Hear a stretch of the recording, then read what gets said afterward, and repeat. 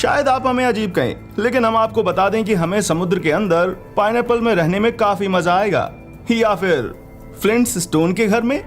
और हाँ, हम अकेले ऐसे नहीं हैं जिसे इस तरह के कार्टून वाले घरों में रहना है, क्योंकि दोस्तों आप हमारा विश्वास करें या ना करें, लेकिन इस दुनिया में बहुत से ऐसे लोग मौजूद हैं जिन्होंने एक्चुअल में अपने फेवरेट कार्टून कैरेक्टर्स के घर जैसे अपने घर बनवाकर अपने बचपन के सपने को सच किया है। और अगर फिर भी आपको हमारी बात पर विश्वास नहीं होता तो जरा ठहर जाइए, क्योंकि हम आज आपको अपने वीडियो में दिखाएंगे कुछ ऐसे घर जो कि आपके होश उड़ा देंगे।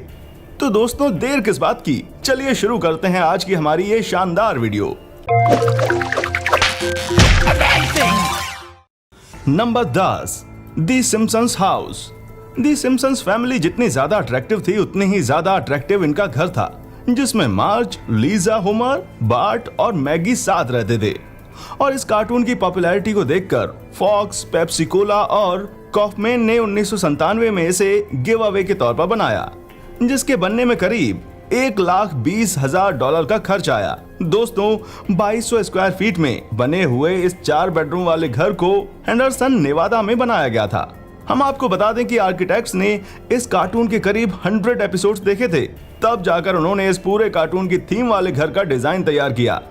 यह घर वाकई बहुत शानदार था, जिसमें सिम्पसंस थीम पर बेस्ड 1500 के करीब प्रॉप्स घर में लगाए गए थे, जिसे देखने से बिल्कुल ऐसा ही लग रहा था कि कार्टून वाला घर असली में बनकर तैयार हो गया है, जिसमें बार्ट्स स्ट्रीट हाउस और बैकयार्ड बारबेक्यू का रेप्लिका भी बनकर तैयार किया गया। और इस गिव अवे प्राइज को केंटकी में रहने वाले एक रिटायर फैक्ट्री वर्कर ने जीता, लेकिन उन्होंने इस घर को लेने के बजाय $75,000 की विनिंग अमाउंट लेना जरूरी समझा और इस घर को छोड़ दिया, जिससे तो साफ पता चलता है कि वो सिम्पसंस की फैन तो बिल्कुल नहीं थी। खैर दोस्तों, कुछ भी हो, इस घर को वापस से रीमॉडल किया गया और इससे सिम्पसंस थीम के सभी स्टफ को हटाकर वापस से बेच दिया गया। नंबर 9, दी जेटसंस अपार्टमेंट। अब दोस्तों ये वाला घर काफी पेचीदा है, क्योंकि दी जेटसंस कार्टून में जो घर है ना, वो एक्चुअली में 60s के आर्किटेक्चर से इंस्पायर्ड होकर बनाया गया है। और उस समय में जो आर्किटेक्चर बनते थे वो इस बेसिस पर बनते थे कि फ्यूचर में किस तरह के घर बनेंगे। और अगर हम इस कार्टून में मौजूद अपार्टमेंट की बात करें तो वो पर्टिकुलरली लॉस एंजलिस में बने फेमस कीमोस्फीयर से इंस्पायर है। ये एक ऐसा घर है जो बिल्कुल यूएफओ की तरह दिखाई देता है। हम आपको बता दें कि ये अपार्टमेंट 30 फीट की हाइट पर बने पोल के ऊपर बना हुआ है, जो कि पूरा कंक्रीट से बना हुआ है। और तो और ये घर अर्थक्वेक्स, टोरेंशियल स्टॉर्म्स, यहाँ तक कि अगर यूएफओ भी आ जाए तो भी अपार्टमेंट काफी सेफ है। कीमोस्फीयर ने एक और कार्टून होम को इंस्पायर किया है, और वो कोई और नहीं, दी सिम्पसंस के ट्रॉय मैकक्लेयर का घर है। Number 8, Minnie Mouse house. अब भला मिकी माउस और उसकी गर्लफ्रेंड मिनी माउस को कौन नहीं जानता होगा। दोनों की जोड़ी एक परफेक्ट कपल की तरह थी। लेकिन अगर हम मिनी माउस के घर की बात करें तो दोस्तों इस प्यारी सी मिनी माउस का घर आपको 2 जगह पर मिल जाएगा। एक तो डिज्नीलैंड फ्लोरिडा के अंदर बने मिकीज टून टाउन में, और दूसरा कैलिफोर्निया में बने मिकीज टून टाउन में। हालांकि ये पिंक और लेवेंडर एक्सटीरियर थोड़ा मिसलीडिंग लग सकता है, लेकिन हम आपको बता दें कि इस घर के अंदर आपको मिकी माउस कार्टून के सारे स्टफ मिल जाएंगे जो आपको अपनी तरफ अट्रैक्ट करेंगे। यहाँ पर मिनी माउस का वो टेलीफोन मिलेगा जिससे मिनी माउस गूफी और मिकी से बातें करती थी। और अगर आप मिनी माउस के किचन का नजारा देखेंगे तो वहां भी आपको पॉपकॉर्न पॉप करने के लिए माइक्रोवेव और केक बेक करने के लिए ओवन भी मिल जाएगा, जो कि इस घर को और ज्यादा शानदार बनाता है। Number 7, up house. दोस्तों अप हाउस एक छोटा सा प्यारा सा कलरफुल घर है जिसमें कार्ल और एली ने काफी समय बिताया है। और जब अप मूवी इतनी हिट हो गई तो घर भी कुछ कम हिट नहीं था। इस घर को एक्चुअल में 2011 में बनाया गया, जहां पर एक छोटी सी लड़की ने मेक अ विश फाउंडेशन के जरिए अपनी विश मांगी थी, जिसके बाद बैंगरटर बिल्डर्स ने इस घर को उसी स्टाइल में बनाया था जिस स्टाइल में ये घर अप में बना था, जहां पर एक एक डिटेलिंग की गई थी। फिर चाहे वो घर के टॉप पर वेदर वैन बनना हो या फिर मेल बॉक्स। उसके साथ ही घर की लाइटनिंग और स्विच भी उसी थीम पर बेस्ड थी। पूरे घर को बनाने में अप्रोक्सीमेटली $3,99,000 का खर्च आया था, जिसमें बेसमेंट भी इंक्लूड था।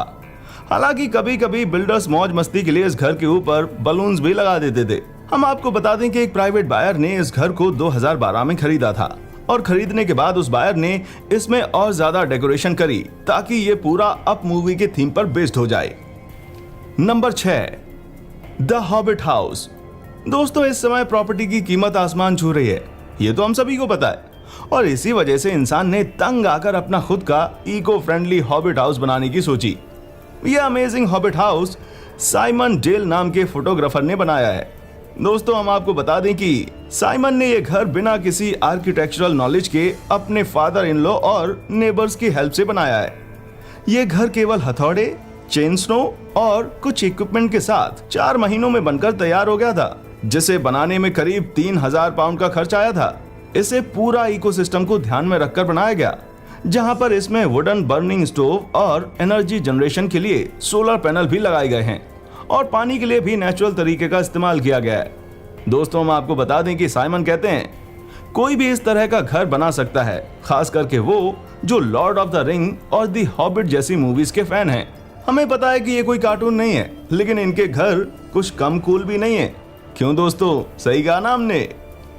Number 5, hello the kitty house. दोस्तों ये पिंक कलर का पेंट वाला घर 100% हिस्ट्री की सबसे फेमस कैट से इंस्पायर्ड है।